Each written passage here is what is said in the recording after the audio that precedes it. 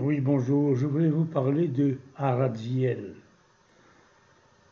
Lorsque Hérode, le roi peureux, avait appris qu'un Messie allait venir gouverner la terre, il prit peur et demanda à des mages, des voyants, ceux qui consultaient les astres à l'époque, de regarder si il trouvait dans le ciel un signe attestant que le Messie allait venir. Alors, les mages avertis de l'esprit de Hérode savaient très bien ce qu'ils cherchaient. C'est ainsi qu'ils virent dans le ciel, venant de je ne sais quelle direction, de l'Orient certainement, une lumière, une étoile, resplendissante de beauté, de grandeur, de luminosité, et ils l'appelèrent Aradziel. Vous savez que les Coptes, ces premiers chrétiens, ont une façon particulière de célébrer la naissance de Jésus. À Pâques fait beaucoup de choses dans le genre. Ce sont les Coptes qui ont nommé cette étoile Aradziel. Alors pour eux, cette étoile n'était pas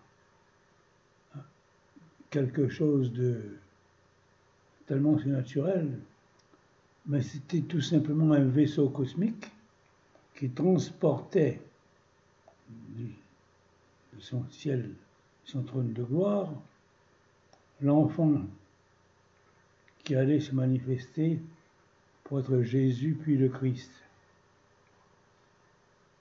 Alors, c'est pour cette raison aussi que l'on dit que personne n'a assisté à la naissance de l'enfant Jésus lorsque Joseph est allé enquérir une sage-femme pour accoucher Marie. Lorsque celle-ci arriva, Salomé s'appelait, Marie-Salomé, l'enfant était né.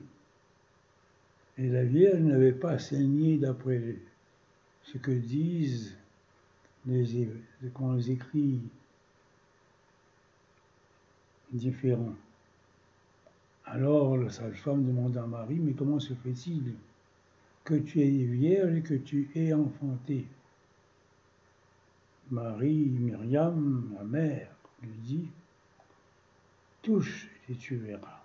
C'est ainsi que, ne croyant pas véritablement ce que Marie affirmait, lorsque Marie-Salomé toucha la Vierge, elle se rendit compte de sa virginité et son bras devint paralysé.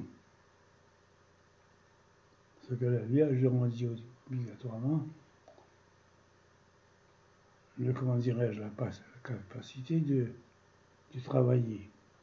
Mais pour vous dire que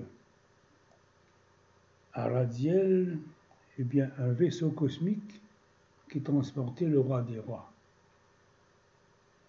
C'est pour la raison aussi pour laquelle il faut croire qu'une crèche n'était pas un lieu où il y avait une âne et un bœuf, mais un lieu de résidence différent de ce que la tradition a bien voulu mettre en appât devant les gens éberlués.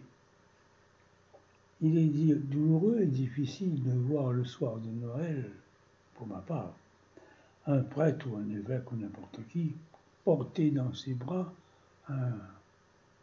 une image, une statue en plastique ou en plâtre, et le mettre dans une crèche, mais c'est complètement faux.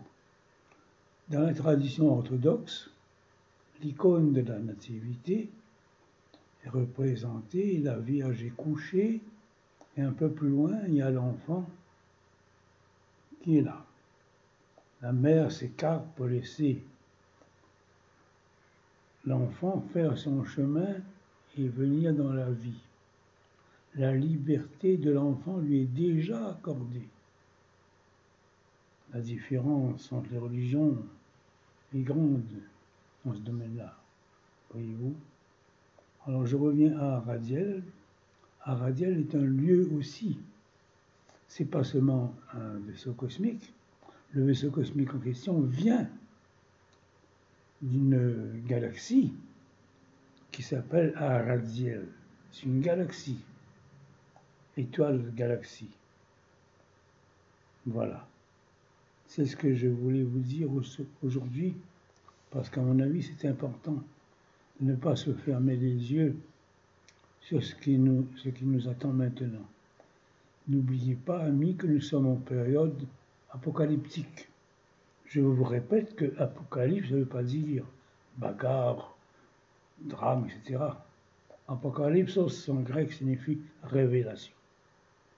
Lorsque beaucoup auront compris cela, eh bien, beaucoup comprendront. En attendant, bonne soirée. Au revoir.